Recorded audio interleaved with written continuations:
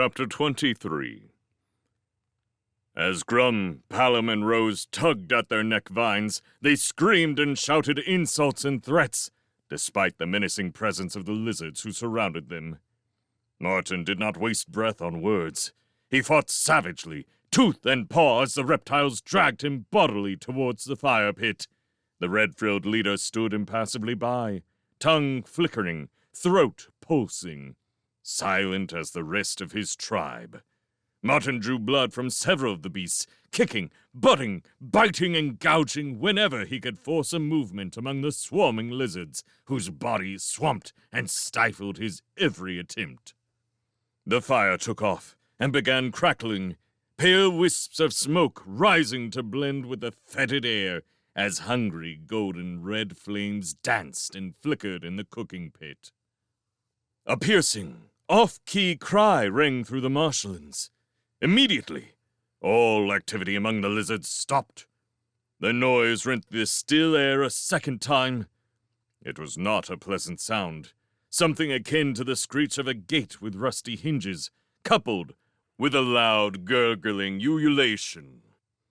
The red-frilled leader's head shook from side to side, eyes flickering and filming as he hissed what appeared to be some type of warning or command. The rest of the reptiles went into swift, silent action. Hustling Martin and his three friends together, they hauled the neck vines tight, securing them firmly to the stakes so that the four captives were forced to lie with their faces in the dirt. Ferns, leafy boughs, rushes, shrubs, and all manner of vegetation were piled hurriedly on the prisoners until they were lost to view. Several lizards perched on top of the pile, stretching themselves out as if napping. Beneath the oppressive heap, Martin and his companions fought desperately for breath. A fully grown male gray heron stalked majestically into the lizard encampment, towering high over the heads of the reptiles as they stood still like statues. The Warden of Marshwood Hill was an immense bird. He glared down at the lizards from his enormous height, dark-pupiled, pale gold eyes watching them from over a savage yellow pair of beak spikes. Throwing back the snail-like column of his powerful neck, he gave throat to a chilling shriek, the twin black feathers on his skull back vibrating. The dipper zoomed down from the branches of a gnarled wych elm at the edge of the clearing. It landed among the lizards perched on top of the vegetation and did an excited hop-skip dance. The gray heron moved fearlessly and fast, long black stick-like legs pounding the ground as it spread awesome silk-gray wings and charged the heap. The lizards scuttled over each other in their attempts to get out of its way, but they were flung high into the air as the heron scattered the foliage, demolishing the entire pile with wings, beak, and claw-webbed feet. Martin, Rose, Grum, and Palom lay exposed on the ground, writhing feebly as they pulled at the taut neck vines. The Warden's dangerous amber beak clacked perilously close to their heads as he severed the vines with careless ease. He watched them for a moment until Martin's eyes opened. Leaning close, he spoke to the young mouse in a precise, clipped manner. "Lie still. Stay there. Do not interfere, lizards. Got to deal with them." The Warden strode a measured pace around the camp. There was complete silence. He glared at the reptiles. The lizards stood motionless, tongues in, eyes filmed over as if completely cowed by the mad intensity of the heron's stare. Martin watched, fascinated. The whole affair was carried out in complete silence. The heron would point to the captives with its beak, then glare at the lizards. They remained motionless, regardless of whether or not he trod on heads, bodies, or tails. The Warden stalked about the camp, finally halting in front of the red-frilled leader. With a slow, contemptuous movement of one leg, the heron flicked the red frill over onto its back. It was obviously a challenge that the lizard leader had to accept. Wriggling upright, the red frill hissed and circled to attack. Lying between Palom and Martin, Rose watched in horror as the gray heron's beak flashed down. "Oh, How horrible! Martin covered her eyes with his paw. Don't look, Rose. I think I can guess what he's going to do next. Grum turned his face aside.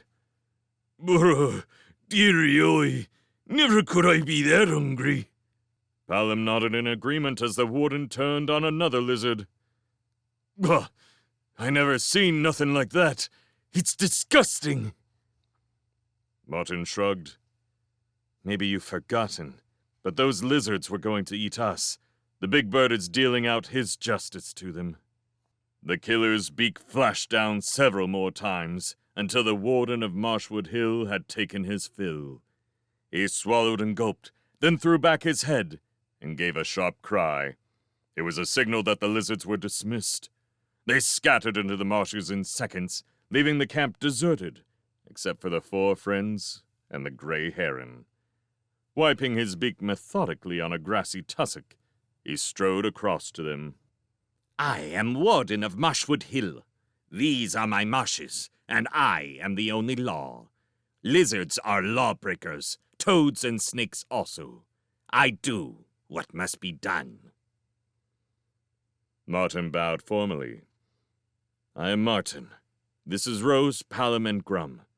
We wish to thank you for saving our lives. We were traveling through your marshes on our way to Noonvale. I was hoping you could help us with some directions. The Little Dipper had landed next to Rose. She was stroking its head. The warden preened his huge downy breast a while, as if considering what Martin had said. I know no Noonvale, but I have heard its name spoken. I will guide you through my marshes. Obey my laws, or I kill you. Lawbreakers must be killed. Gather your things and follow me. Martin picked up his sword. Grum found his ladle. Rose and the Dipper found the packs. They were untouched.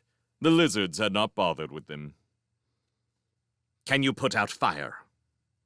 The warden pointed his beak at Palom. I do not like fire.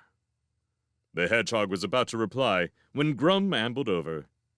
I can put them fire out, sir, Warden. The mole positioned himself by the fire pit and set to work with his remarkable digging claws. Shooting damp marsh earth backwards, he dug furiously. In a short time, the fire pit was reduced to a smoldering mass, covered in the earth that Grum had spread on it. The warden nodded abruptly. I could not do that. You are a useful creature. Grum tipped a paw to his snout. Thank you, sir. No, you has thy own uses, I expect, keeping it low in these here swamps. But the warden was not listening. He was stalking off out of the camp, calling back to them. Come, follow me. I will guide you through my marshes to the mountain. I must stay here. I am the law. As they trekked over what appeared to be a slender trail through the wetlands, Grum whispered to Palom. The bird don't say much, do he? Palom could not resist doing a comical impression of the warden. Strutting stiff-legged, he glared at Grum and spoke sharply. I am the law. These are my marshes. I am the law. Both the hedgehog and the mole burst into subdued chuckles. The warden turned and glared at them. Make fun of the law, and I deal with you. I am the law. Palom and Grum froze for a moment, then they saluted vigorously. Yes, sir. Understood, sir. You me law, sir. Good. Fine. Martin walked along with Rose. He nodded at the little bird hopping by her side. I see you've got a new friend, Rose. What's his name? The mousemaid stroked the little creature's downy head. Dipper. That's what he is, and that's what I'll call him. Martin, did you hear what the warden said? He'd guide us to the mountain. I wonder where that is. Me too.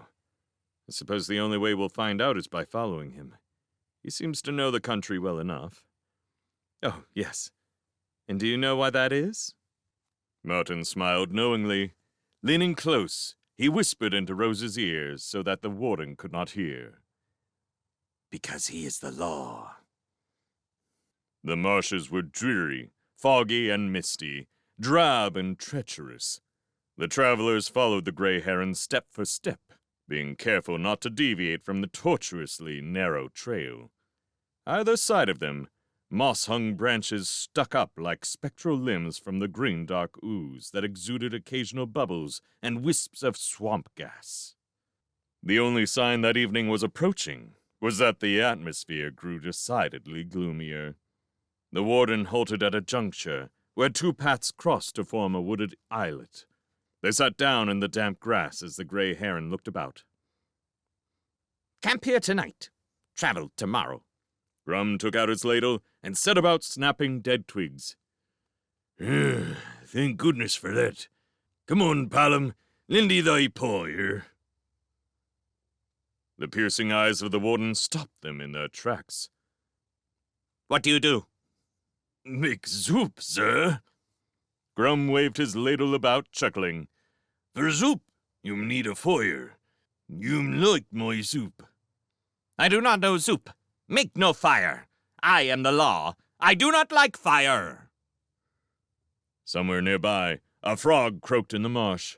The warden followed the direction of the sound with his savage eyes. He swallowed hungrily. Stay here.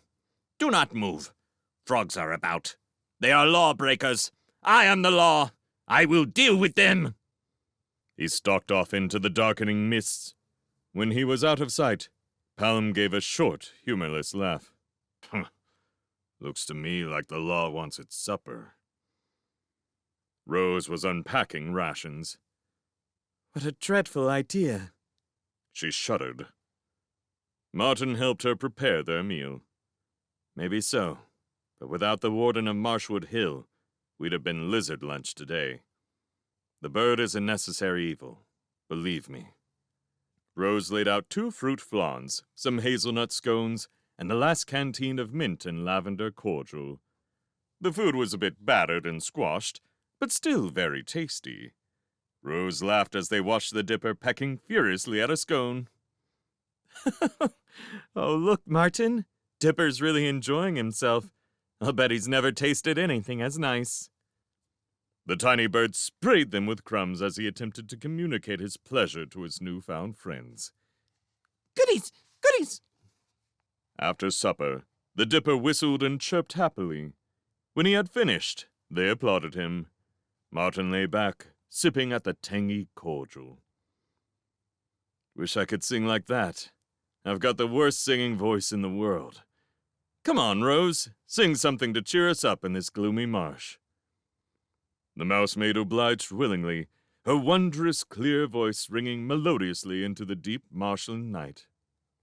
Oh, happy is as happy does, misery never useful was, and I am happy now because I'm with the ones I love. Sing fo-lo-lo-a-lady-lay, let the sun shine bright all day, so I'll go happy on my way with the good ones that I love. Oh, fie on you, oh great disgrace, look at that sad, unhappy face. Oh, not walk with you, not one pace.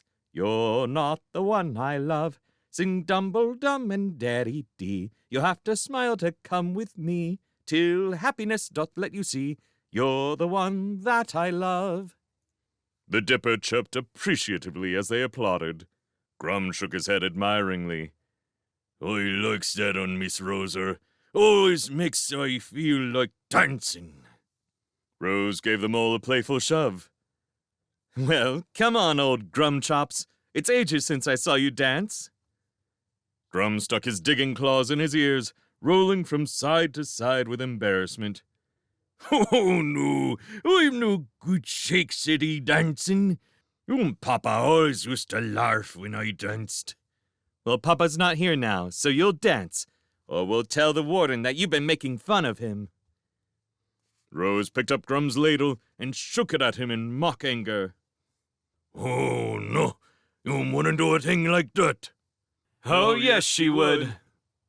Martin and Palom chorused together. Grum stood up, shuffling his paws. Suppose I better sing and dance then. You awful cruel beasts.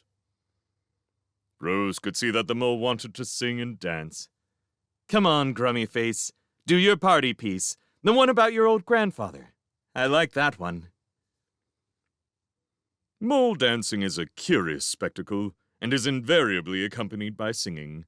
Grum held up his digging claws and did a small hop-skip. Now Grandfer were a powerful mole, scratch a tunnel, dig a hole, the mightiest eater, so I'm told, in all of Ollie woodlands. You should have seen him eating cake.